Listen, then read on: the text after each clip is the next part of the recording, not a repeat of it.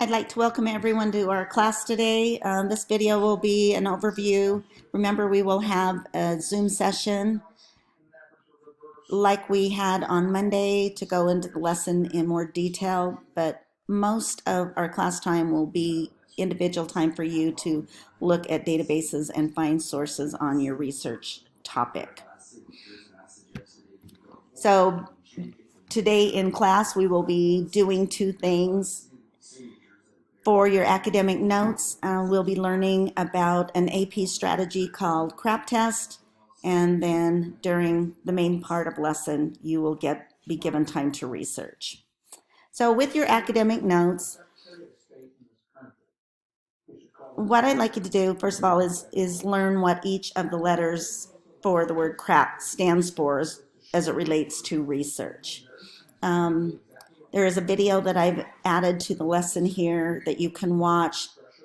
The video uses an example of a source that a student finds and applies it to each of these letters. So anytime you are finding a source, if you think CRAAP, you'll be able to recognize whether or not the source is valid for research. So first of all, the C stands for current. Is the article that you find, does it fit the latest research on your topic? Is it timely? There's so much you can find online nowadays that you can certainly find relevant articles that have been published recently for topics. The R stands for relevant.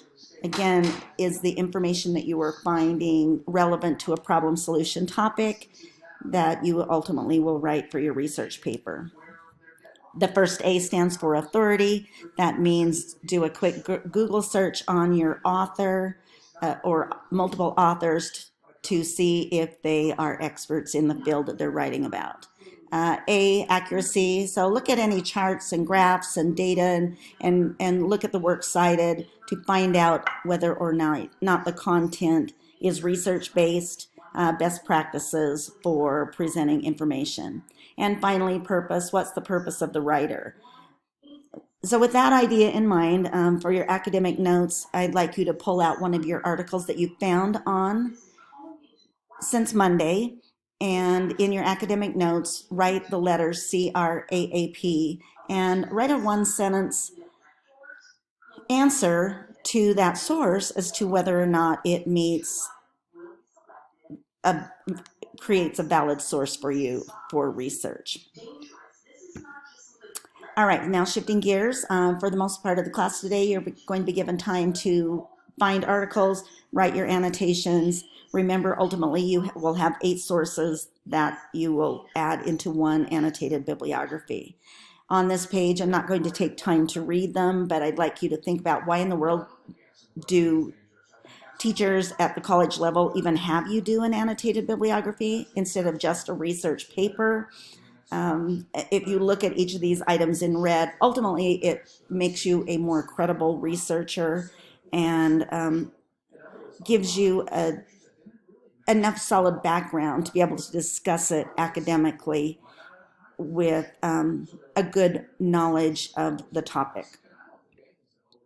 So last time we went over what to do in an annotated bibliography. I just want to review that briefly again. Remember, the first thing you do with your annotated bibliography is include an MLA 8.0 citation of the source. If you are finding that you cannot find the citation, or there's a lot of missing parts to the site from what MLA says that you should be using, that's a good red flag that the source isn't good.